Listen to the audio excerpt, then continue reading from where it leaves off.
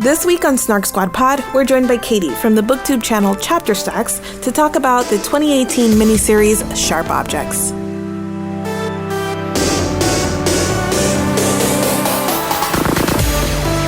Welcome back to Snark Squad Pod. I am your host, Marinés, and I am joined as always by my co-host. Hello, I'm Nicole Sweeney. And today we have Katie on the episode as well. Thanks for having me. So I have the YouTube channel Chapter Stacks with 2 S's because for some reason with one was already taken, which I'm still a little bit bitter about.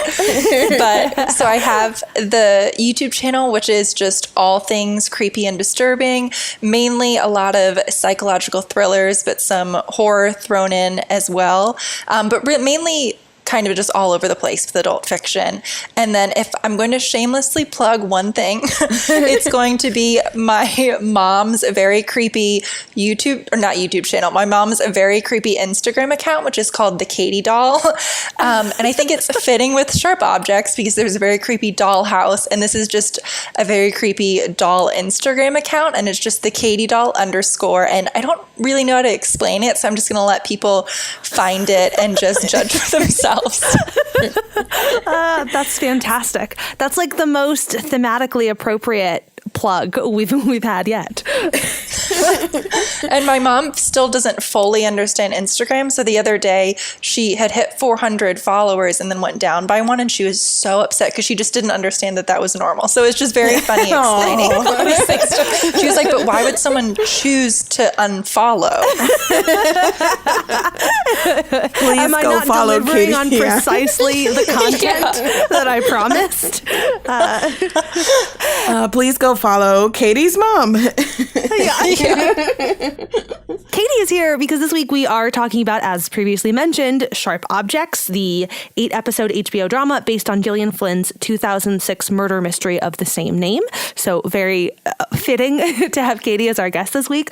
Before I get to the plot synopsis, I'm going to preface this with 2 things. First of all, as always, Snark Squad Pod, spoilers ahead. We will inevitably be discussing the big reveal at the end of the series. So if you would rather not be spoiled, it's been out for like a week or so by the time this episode goes up. But if you haven't seen it yet and you want to and you do not want to be spoiled, we're going to do that here. Second, and the main thing that I want to get to is a general content warning, because this is very, very dark and creepy. And in addition to the murders at the heart of this story, there is also a lot of self-harm, sexual violence, and child abuse. I think those are all of the major content. It's possible that I am missing content warnings, but it's dark. It's very dark. So Sharp Objects is the story of Camille Preaker, a St. Louis journalist who gets sent on assignment to her hometown in Wind Gap, Missouri, after a girl is murdered and another girl turns up missing. Camille is given the assignment in the hopes that some time with her family will help her heal after her recent hospitalization for problems with self-harm.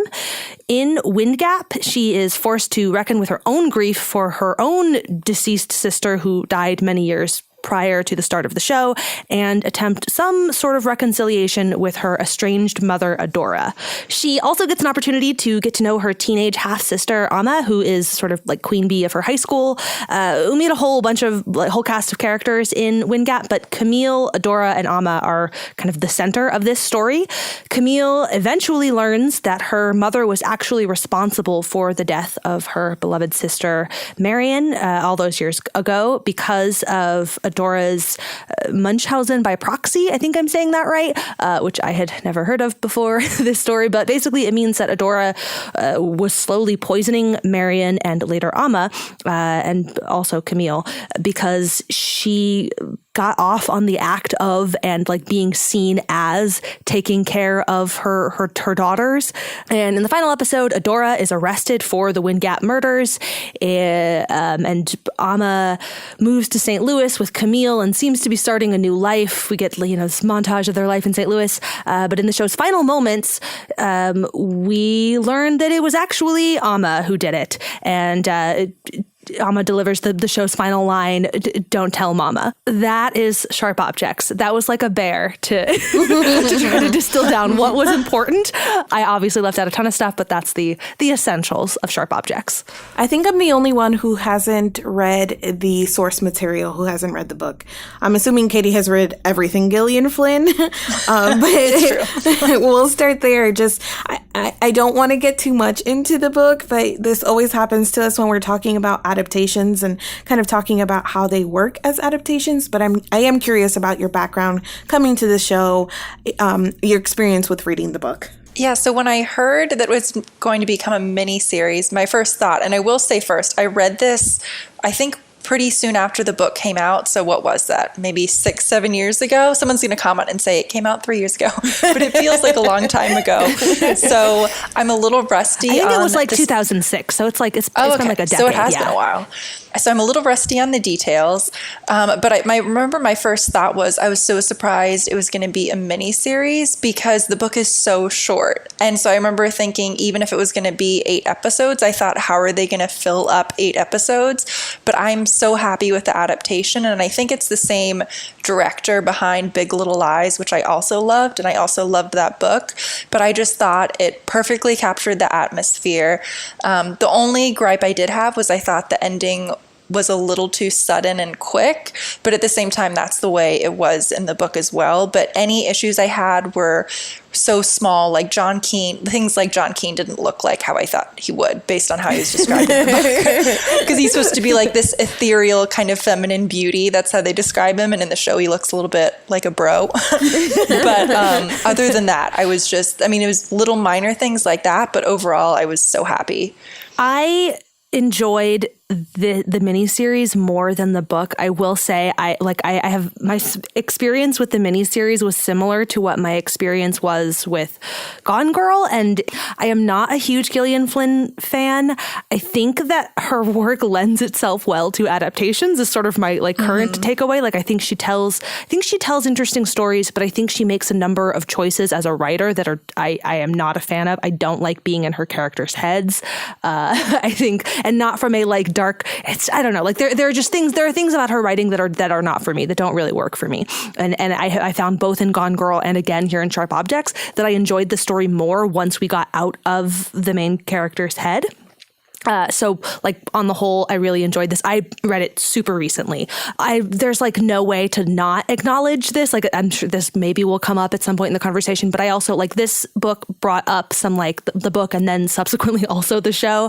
It wasn't quite as bad for me in the show because I knew everything was coming, but the book really caught me off guard. I didn't realize it was going to, tap into some, so many of my personal triggers. So it was an emotionally heavy and difficult reading experience that I maybe should have taken a little bit slower. And so from that perspective, I actually also I enjoyed the show more too. I think from that perspective, it was also easier to not be in the protagonist's head for that reason as well. I think that the heaviness of the material was more palatable. It's interesting that you bring up the ending because I liked that choice on the part of the show. The pacing is different. It's abrupt. It is abrupt in the book too, but the show definitely made a very different pacing choice. This very quick cut to the end that. But I don't know, something about, because you're not getting all of the telling from the narration, the TV show by design, by necessity, forces the audience to extrapolate a lot in the way of motives and intent and whatnot. And so the idea of just ending it on that note of "Don't tell Mama," asking you, the audience, to sort of unpack that on your own rather than trying to unpack that for you in the space of a TV show, which is sort of a weird, hard place to do that. I don't know. That choice worked really well for me, but I'm very curious what Mari thought of that ending because I saw some people on Twitter who Twitter seemed to suggest that you needed the mid-credits to get it. So I am curious if you understood that Amma was the killer before if that mid-credits was necessary for you to understand that Amma was the killer. Does that question make sense? Yes. So absolutely not. As soon as we saw the teeth, I thought that was a dead giveaway. Like, okay, thank you. Okay, there's fucking teeth. Yeah, I thought the teeth pretty clearly telegraphed that, and I really enjoyed the decision to end so abruptly because I think it echoed so much of how the show was put together and a lot of the editing choices. Like, a lot of what we're seeing on the screen is abrupt, and it's very intrusive, and it's very it put me very off balance. I never know, was this a hallucination, a dream, a memory, is this the present or the past? So right. I think that kind of editing was really echoed in that decision to just kind of like lay that out there and cut to black, I thought too that people who maybe, as I was kind of processing this, who read it would enjoy that, because even though you know who the killer is, I think there was probably an element of not expecting it to end that abruptly. Yeah. So even if you read, you could have like a moment of like, oh shit, that just happened. Yeah. I was still freaked out. Yeah. So I really this is one of those things that is difficult to say, use the word enjoy in relation to any of Gillian Flynn's work. And I have like ups and downs with her as well. I read Gone Girl and then pretty immediately after, and I read Gone Girl when it was like at the height of its popularity. And so then I picked up Dark Places, and then I was like, I'll move on to Sharp Objects. And I don't know what it was about Sharp Objects specifically, probably the subject matter, but within the first, I would say 10 to 20 pages, I was like, nope, can't. Like, too much, too dark. I'm not in the right headspace for this, so I never continued with that. So I didn't really have that kind of background coming into the series, but I enjoyed this ? I think that there was a lot, I feel like there's a lot to talk about. I feel like there was a lot to extrapolate, and there was a lot to enjoy in terms of performance, and the visual portion of it was really neat. I'm just always really confused at what Gillian Flynn is trying to say in her stories. What the point is, almost I don't know. Maybe we can talk about, obviously I'm really big on picking the thesis statement, or what's the theme here. And with her work, I'm always like, I don't know. So I'm not entirely sure that I enjoy that. Yeah, and I would say, as much as I love Gillian Flynn, I did love the show much. I wouldn't say significantly more, but a little bit more than I loved the book, because it's not one of my favorite books by her. Mm-hmm. Dark Places is my personal favorite, even though I know that's a lot of people's least favorite.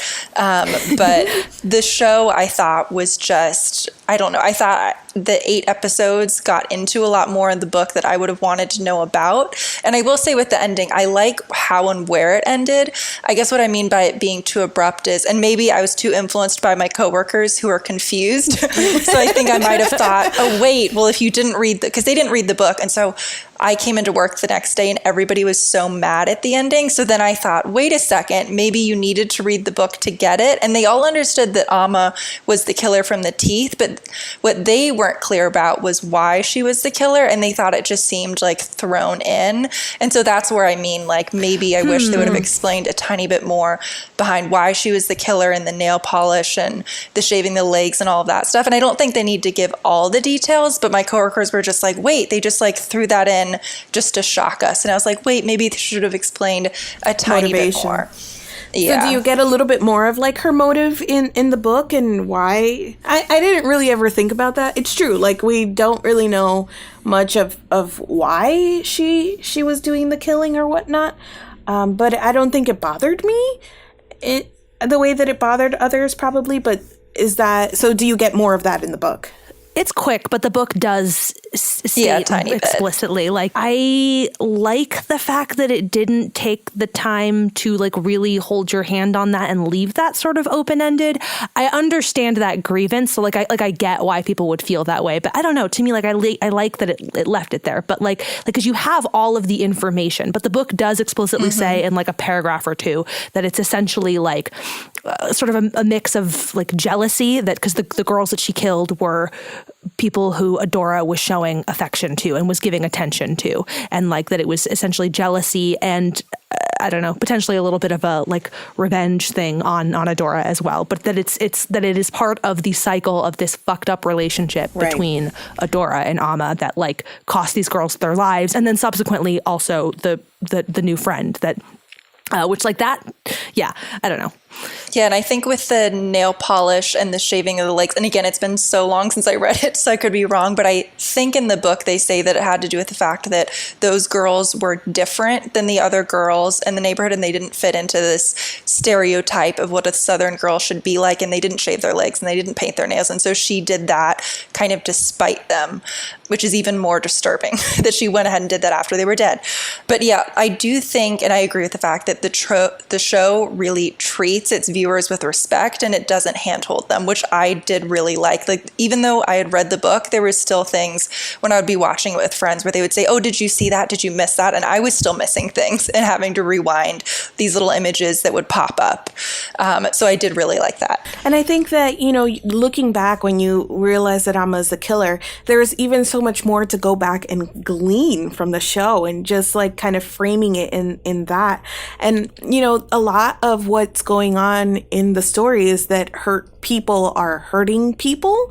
So in that kind of frame, you don't really need to know much more about Amma as a killer, because we've just watched 8 episodes of her kind of growing up in that atmosphere of being hurt and watching hurt people. So that, I think, was enough for me. And then like you start going back and thinking about Amma from the beginning of the show, and she has this line kind of near the beginning where her sister, Camille, tells her to be careful because girls are getting hurt, and she goes, not the cool ones, not the cool girls, or something like that. And you're just like, you know, to then think about that line as her as the killer, it's like, oh, of course not the cool ones, because you're the one picking them and killing them. Like, right. But it goes back to that idea of like her picking out the weird ones, or the ones that don't fit into kind of this thing that she's creating, the dollhouse, right? She wants the control over that whole situation. So I think the answers are all there. I think it's just a matter of now having the final piece and looking back on it. Yeah, and some of my coworkers kept saying, like, these girls are so stupid. This show's so unrealistic, because why would they be out roller skating with a killer there? And now I'm like, well, now you know. There was such a like menace to Amma as well, which I wasn't sure why, if it was just like a girl thing or a teenage girl thing, but as you learn more and more, like it starts to get super clear to you. And again, you get that final piece where she is the killer. But I think one of the scenes that stands out to me is when Amma and her little group find Camille and the detective, Kansas City, and they're just drinking and talking, and they're on the hood of the car, and she comes over to basically bully her big sister, and she sticks the lollipop in her hair, and there's such like a menace there. And to see Camille react to the way that she does, like she's absolutely ruffled by this entire interaction. And so just kind of, I don't know, that is one thing that I had been picking up on all along, just kind of the menace of Amma. And it was satisfying to me that paid off in a way. And it works so well too, because even before you get to the final reveal, like it's clear that much of why she is this way is because of her mother. You know, you see the way that the Adora Camille relationship is unfolding. There's that moment where Adora tells Camille flat out, "I never loved you," and like just nonchalantly as if it's nothing. And you see those dynamics and like the flashes of memory that she has of Marion. You see all of these things, and in a lot of ways the show kind of lets you believe like, oh, that's why Amma's, you know, a terror, is like her mother is the worst. And true, yes, but also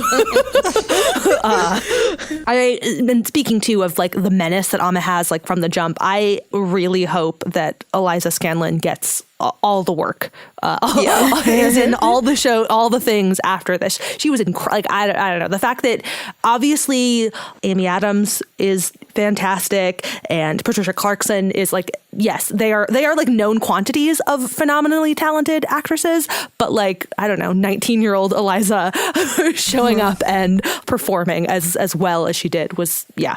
A+. I don't get freaked out very easily, but that just, I think the final shot, if I'm remembering correctly, is Amma's face as she's either strangling someone or pulling out teeth, who knows.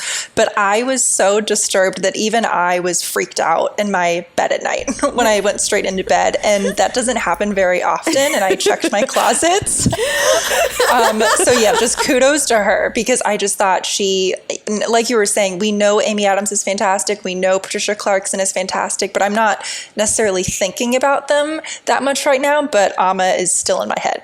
And she holds her own against these known quantities, that for her to like not only stand up against them, but to steal scenes, because again, in that, like some of the scenes that she has with Camille, I'm focusing on her and the way that she's like owning that and the way that I'm believing everything about what she's selling. So yeah, kudos to her. And I think, you know, as much as she is a known quantity, I think Amy Adams did a lot to sell this, because she sold Camille to me in a way that I think that Camille's character could be a little, I don't even want to say tropey, but there's a lot happening there. And it could go the way of almost like tipping the scale of like tragedy porn in a way, just because there is so much encapsulated in this one character. But I think that Amy Adams played her, especially in the ways that we closely watch her facial expressions and the way that she can convey so much with facial expressions, that I have to also tip my hat to her, because I think that maybe it wasn't the scene stealer in comparison, but she did a lot to carry the series. Oh, absolutely. And to make you feel things for Camille. One of the things that I struggled with in the book was that like even we are in Camille's head and I'm still just like, I don't want to be here. I don't like you. Like I just, and whereas watching Amy Adams be this character, I mean, yes, obviously she also makes many not great decisions over the course of the series, but like I felt for her in a way that I struggled to in the book, and that is entirely owed to a fantastic performance. Going back to Amma and the sort of motivations and stuff, there is another conversation, another sort of early, I don't know, line, I guess not early, it's like maybe the middle of the show, where the night that Amma and Camille get high together. Speaking of Camille making terrible decisions, right? They get back to the house, and Amma has this line about when you let people do things to you, you're really doing it to them. This is before the audience knows about Adora, like knows the extent of what Adora, and like at the time, it is in the context of. I guess maybe I don't remember if this is how it is placed in the show or if this is just in the book, but in the book it's placed like very clearly against the context of the sexual assault flashbacks, Camille's sexual assault flashbacks, that like that's kind of the given context for it in the book. And it's not, I forget what the particular context is for it in the show. That's like a thing that once you have the full context of everything, you're like, oh, damn, that's like her and Adora. That's what that line is really about. And because I can't remember, I couldn't recall the sexual assault at all from the book. And again, maybe that's only because it's been so long since I read it. But is that in the book, or is it just vaguely implied? It is. It's like it's still in sort of the vague kind of hazy fashion that it exists in the show. But like I going into this, I forget at what point or in what way, but like I was very clear on the fact that there was like a group like a group rape essentially was what happened to her. And I don't recall how explicit the show gets about that, but I feel like the show just like danced around. That was something that I was like, I don't know. Like, I don't like the show is like teasing this, but that was one of the things that never really felt like it had a meaningful payoff of like, I don't know why this is here or what we're doing with this or anything. So I don't know. That was something that was a bit of a miss for me. Yeah, because I don't even think it's mentioned, unless I'm remembering incorrectly, in the last 2-3 episodes, I don't even think it's ever brought up again, which I found odd. So I think that it was something also that stuck out to me because, you know, you have Camille taking the detective out into the woods and kind of showing him around the places where all of these gruesome things have happened in Wind Gap. And that's when you kind of first hear about that this is the place where the football players take the cheerleaders out to have their way with them. And so the detective almost immediately calls that out and is like, you mean rape? Because, you know, that's rape. And Camille obviously has this very complicated relationship to that memory. And she's almost trying to, well, she does say in so many words that it was consensual.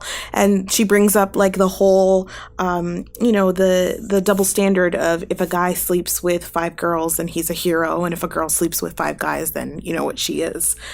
But I think that in the flashbacks that we see, it's very clear that a young Camille is scared.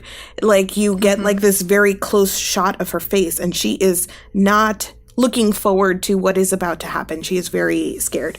But they don't say that in so many words. The only thing that was minutely like addressed or satisfying in a way is that you have one of these football players later come and try to apologize to her, correct? Yes. And then she kind of refuses to give him that absolution. And she, you know, he's looking for kind of that, like, well, you know, I'm sorry for what happened. And she's like, you know what? Fuck you. Like, that, you know. So to me, it kind of played like her own relationship with her memories of what happened in that reality were complicated. I don't know that there was necessarily like a larger payoff for the story, or if this was just kind of part of that super complicated everything bad has happened to Camille Preaker kind of backstory. So yeah, and I found the apology in the show especially uncomfortable because I get that he's trying in his way to apologize, but I also thought, okay, you're literally cornering her in a hallway and forcing your apology on her, which made me very uncomfortable. It's interesting to me. So I don't know. I just kept trying to think about like what the whole story was really trying to say, especially because there was so much like female fronted violence, and they kept making a point to say things about how the detective and the sheriff were sure it was a guy. They were sure the murderer was a guy because this was so gruesome. You know, it took so much strength to pull out the teeth, and they kept forcing that on us. And there was almost this weird thing where they were suspecting 2 of the men as the killers, specifically because they were very emotional about the people who got killed, which was a very like weird, not weird, but just something you don't often see, or like a way to call out like that stereotype or whatnot. And so a lot of the male characters were sympathetic in a cast that a lot of, you know, the characters were just weird and unsympathetic. But then you had this like lingering sexual salty stuff happening in the background. And I was just kind of confused about what they were trying to tell us about everyone.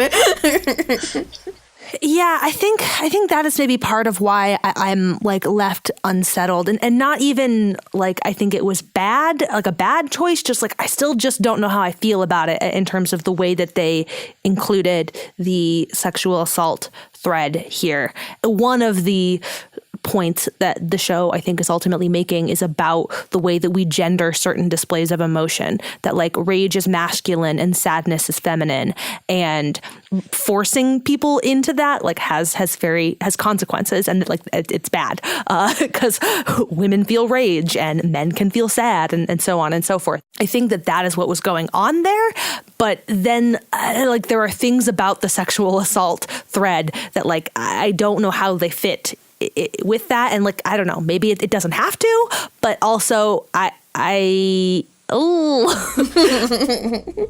it goes along with that entire idea of like what it's trying to say about gendered emotions or whatnot. But there is a lot there also about kind of beauty and how that plays out in the town as well, and just like the appearances of decorum, and it's like it could almost all fit together, and but it's like almost there. Jackie's portrait of herself. Yes. Oh, yes.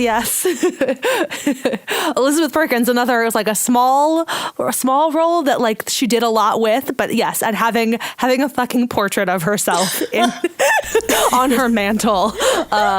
Chef's kiss.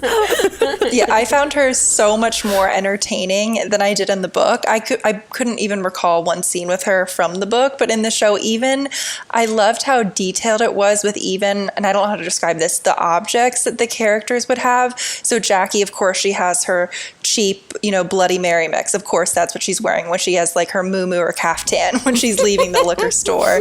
And like Alan with his, I forget where I read this online, but Alan's headphones that he was always wearing, someone found those online, and they didn't just get a random pair of headphones. They got like this special edition set that apparently it was either $1,500 or $3,000, but they were just so detailed around the context around the characters, even more so than it was in the book, which I loved. That's wild. How did you guys feel about Alan as a character? That's how I feel. Just tell me more. Uncomfortable laughter. I mean, even like his magazines, what were they, like 19? You only saw them for a second, like 1950s Playboys or something classier than Playboy, was it?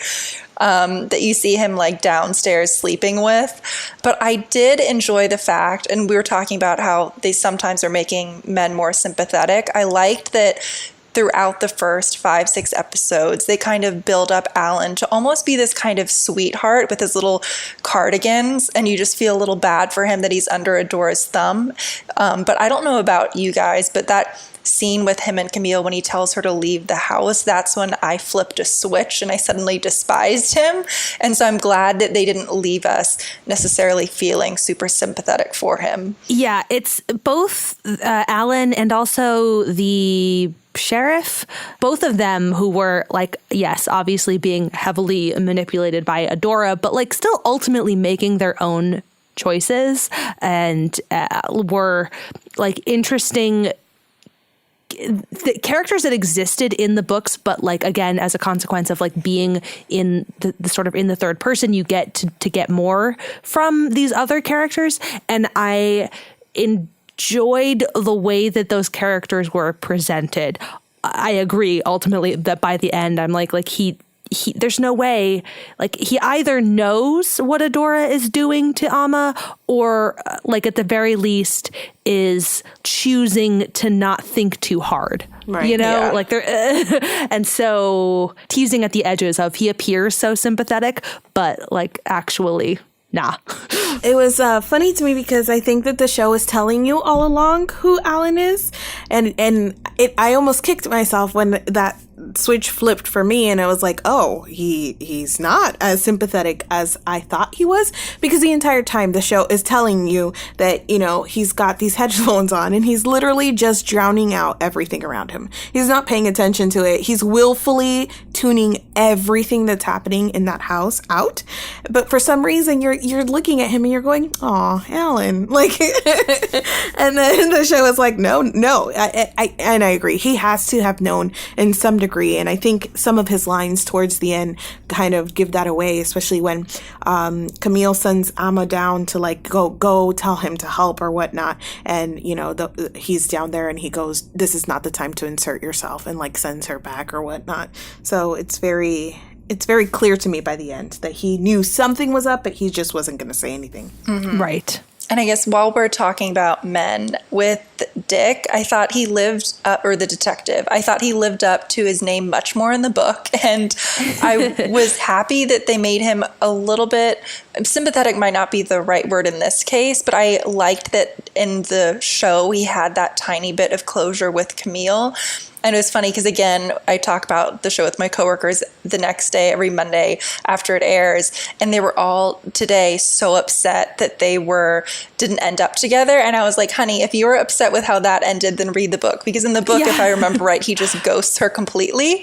Yes. And I thought this ending was fitting with how his character was throughout the show, where, you know, he couldn't handle Camille's past and be with her, but at the same time, he wasn't just, you know, full on dick living up to his name and never speaking to her again. So I liked that they had at least a tiny bit, even if it was just a 2-minute wrap up, when he said goodbye and that he was sorry. Yes, I totally agree. I think everything about him in the show, I think is better than it is in the book. And I guess in fairness, some of that is potentially owed to like just the fact that we're seeing him through Camille's eyes. I liked the fact that they had that actual closure, like you said. The book version is basically like he finds her at the house, you know, almost dead, sees the scars all over her body, and is like, "You're a cutter," and then just never talks to her again. And then you're just like what the fuck? Like, wow. Okay, cool. Great. So the fact that they gave the character the space to, like, as you said, both maybe find it all too much and like more than he was willing to commit to, but still, like, you know, be a fucking human being about it. I appreciated that. I also just wanted to get him a different shirt. He was sweating so much. Poor guy. Yes. Also that. And I think that is just like this was not a romance story, and so any amount of them ending up together after everything that they went through, like, yeah, we bonded over my childhood trauma and murder. Like, that wasn't a story that I wanted to. This is not, Right. It just, you know, say sorry, move on, it'll be fine. And I really enjoyed that he was like, sorry about your, and like wandered off because he wasn't even sorry. I'm not sure what to be sorry about, like her life. Sorry about your life. I'm sorry about your whole life. Yeah. How did you guys feel about Camille's boss as a character? All of the scenes with him, at least, anytime he called her Cubby, I nearly burst into tears. And I'm not a very emotional person. But I just loved the relationship between him and his wife. And I'm glad that they had that element in the show, as warm as it was, because I think, like we keep saying, this material is so incredibly dark and disturbing. I thought it was nice that every now and then you get to have, 10 seconds where you get to get out of this god-awful town and just see a happy couple who are wonderful human beings. And I don't know how I feel about the fact that, with the show ending where it does in the book, you do get that little bit of closure that she ends up back with them and that they kind of take care of her. But I think if you watch the show closely, you would kind of assume that they would do that anyway. So I don't think it's a big deal that they left that out. I really also enjoyed kind of like the warmness of their relationship and how he's there at the end for her or whatnot.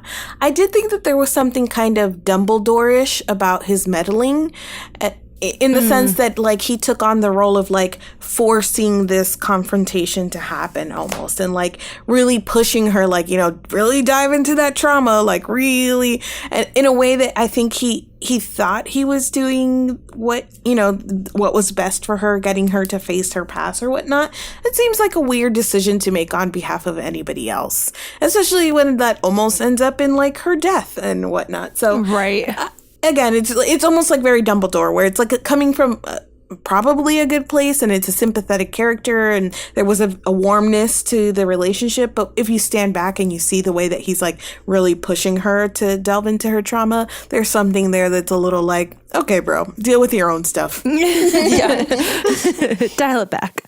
Yeah, I think, as Katie was saying, like, it was a really good way to inject moments of breathing room in the story as you're processing all of this very dark material. I don't know. I was mostly just curious what you guys thought of him as a character. I also particularly liked the way that they included, like, basically the final paragraph of the book by having him read out loud the end of her story. Like, that was kind of a fun and, I don't know, interesting choice. I thought that it was. I'm curious. Fun is like such a weird word to use describing anything on this show. You know what I mean. What did you guys think of that choice, though? I'll be honest, I keep saying this, but I don't even remember it from the book. because it's just been too long. And I also read all of Gillian Flynn's books like back to back to back, so they blur together a little bit. But I did love that scene in the show, and I thought it was really powerful. I agree. I thought it was really powerful, and I think that it was a way to maybe get in her head a way that we don't, because we're not in the book.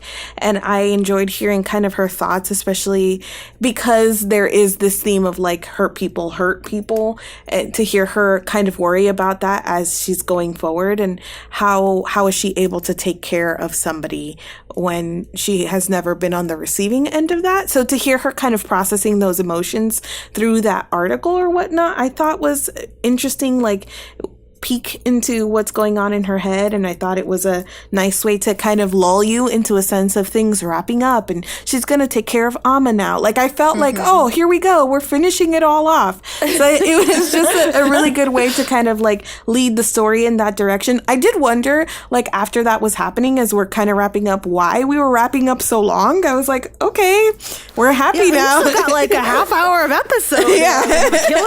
I don't know. She's happy. She wrote down her thoughts. It was a great article. Like, where are we going? So I did enjoy that scene. Katie, you mentioned earlier, and it was one of the things that I wanted to talk about as well, kind of enjoying the pace and taking this book and like spreading it out over the 8 episodes or whatnot. I'm curious if, Nicole, you enjoyed the pace as well, or if you thought that there was anything, did it go on too long or not long enough for you, or was there any of that you picked up while watching? I mean, I was watching this week after week as it was airing, which I think is, we talk about this a lot on the podcast about like the pace of consumption, how that affects like your experience of the thing. So, but watching it that way, it felt very, very well paced. I think I really enjoyed the pacing of this. I cannot fathom trying to watch it much faster than this. No. Because like like last weekend, the second to last episode, I watched it a day or two after it aired because I like thought about watching it and like just thinking about, oh, there's a new Sharp Objects episode. I'm going to watch To All the Boys I Loved Before again. Like just thinking about watching Sharp Objects is upsetting to me right now. So I'm not going to. So I like cannot fathom trying to binge this show. I don't know. Maybe then it would feel like it was going too long, is where I'm going with that. But watching it in this weekly format, the pacing felt perfect. Yeah, because I think it, especially stretching it out one episode of a week, I think there's something about that atmosphere. You know, I guess this is the Midwest / South. I don't know exactly what to call it. I know it's Missouri, but I think there's something very just like lazy, but also claustrophobic about the atmosphere in that town. And it just feels like hot and oppressive. And some scenes felt like they lingered a little bit too long, but I think that was intentional because I think you're supposed to feel just claustrophobic and stuck in this town. So I just thought the atmosphere of the town worked just perfectly with the show. So something that I didn't mention at the top, how I came into and like at this story, is that while I struggle with a lot of Gillian Flynn's writing, I want very badly to like it because I feel a sense of like kinship with her big city girls in rural Missouri like vibe, because we moved from LA to a small town in Missouri when I was in high school. It's where my parents live now. And so like there's like a little bit of that, like that atmosphere. Yeah, and they're always in Missouri. Yeah, it's just like when her characters are coming into the small towns in Missouri, I'm like, yes, this is how I feel at Christmas when I have to go home. But yeah, I think that the atmosphere was very, very well captured here in this show. I stopped to look up like production locations too, because I was like, this feels so spot on, and I was surprised that like none of it was shot in Missouri. It was shot in obviously parts of it in LA, but Georgia, where most of and that's where I am, and I want to go find all the places. So I think that spreading, like you said, spreading it out over all of those episodes was yes, very, very useful in setting the atmosphere of the place. So you guys definitely hit on everything that was my opposite experience, because I binged it. I remember when we were talking on, I forget where it was, but you said you hadn't started it yet. And I was like, girl, you're going to have to fly through. Story of my podcast life. Because Nicole told me the same thing. I think after we recorded, I don't know, the last episode that we did. She was like, so sharp objects. I was like, yeah, I got to start that. And she was like, girl, why do you do this? But I mean, I did it. It wasn't that bad. I didn't have to like finish it all today. So I've been pretty conscious of how I was breaking it up over the last 3 or 4 days. It wasn't terrible. But because I was watching in closer proximity than you guys, I definitely did feel that it had a little bit of that like lagging. It lagged a little bit. And what you're saying now that you're like talking about it, I think is dead on. And it's like that like hazy, slow atmosphere. And in a story that is very much, it kind of has like that backbone of a murder mystery, that so many times the murder mystery is not what's driving the plot. And like the main mystery is not necessarily who killed these two girls. It's like, will Camille be okay? I think is like the real like driving question here. And I think where it came off to me was probably I think it was just pretty much one episode. I think the first 5 episodes, I want to say, pretty much after Calhoun Day, which was a whole trip in and of itself. There was like, which wasn't even in the book. There was like this like 6th episode maybe that I thought was like the entire thing. I was like, okay, it was just a little bit repetitive in terms of like, here's this mystery we still haven't solved. Here's all of Camille's trauma that's still there. Like it wasn't adding anything, but then episode 7 and 8 like very quickly wrapped it up. So to me, it was like one episode too long.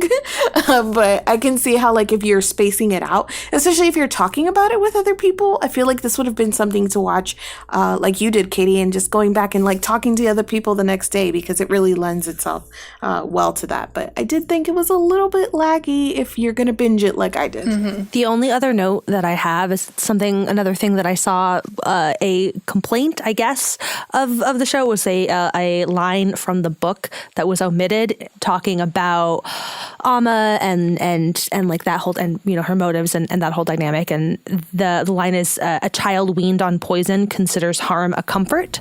And the only way that you include a line like that is if you have more after Camille figures it out. Like that line can't come before we know who did it. But I'm going to throw it out here now. Introduce it into the podcast. And I gave it a very like nodding, like, Same here. Now I don't have to read the book. Thanks, Nicole. Yeah, there it is. That's really all you missed is that line. And the final thing that I had was that, and maybe again, because it's been so long since I read the book, but I remember thinking that the book was so dark and disturbing, but the show genuinely scared me and almost felt like when certain images would appear and pop up, I almost would forget I was watching a murder mystery, and I really felt like I was watching Hereditary or a horror movie, because even little shots like, I don't remember the name of the little boy, but the name of the little boy with the gun who sees the lady in white, when his mom is in the house and she has the IV and she's just slowly appearing and walking up to the door, like scenes like that are subtly creepy or that are just straight up outlandishly terrifying, like when Camille and Amma are spinning and then suddenly she sees, the toothless face and then her dead sister. So I just thought the vacillation of these things that are a little bit unsettling and you don't even know if they're supposed to be thrown in with just straight up jump scares, like continually left me just so unnerved. I think one of the things that I really appreciated about Camille as a character, as she's portrayed in the show, is that she, for as much as she's dealing with, as unsettled as she is, as uncomfortable in her own skin as she sometimes appears to be, there is this like bravery about her in terms of how she continues to investigate and do her job. And you see a lot of this when she's like handling people as she's interviewing them, the way that she can sense, like she asks the questions she needs to ask, but like sense if they're getting angry and redirects, and she says what she needs to. And you get a sense that she, like her boss is continually saying, like she could be very good at her job. And you see a lot of that even in that scene where it's like the little boy with the gun and he's like, I could take care of myself, and he lifts a gun. I just was thinking, okay, that's when I would run away. Yeah. But she's like, I'm going to tell your mom. And she like knocks on the door and like engages with the mom next. So there is that sense of like her bravery in that aspect, at least, and the way that she continues to do her job that I really appreciated about her. And this is very random, but I saw people online talking about the writing that's on Amma's new friend that she makes at the very end when Camille sees that, I think it says call mom, and then it goes away for a second and it goes back. And people are saying, and I could be remembering this wrong, that it went from call mom or get help to milk. So even that, you weren't sure if it was real, but I was curious if you guys noticed that. And I did not take the 30 seconds to rewind and watch it because I read about that later and I didn't want to pull up HBO again, but I was curious if you guys noticed that and could tell me what it said. I did not notice this. The writing on where? On when they're having, the pleasant dinner before Amma tells the girl, oh, you're just saying that to impress Camille. Mm-hmm. Camille looks down and on the girl's hand, she sees something written on the side in permanent marker. And I think it said something, it just flashes, but it says like, call mom. And then people online were saying that if you looked away and then when she looked back, suddenly the words changed. So even that, you weren't sure if it was real or not. So this is so funny because this is one of these things that as they're having that dinner, so I noticed that she was like lingering and looking at the way that the little girl was like holding her fork or eating her food. So I definitely noticed the way that the camera was pointing our direction.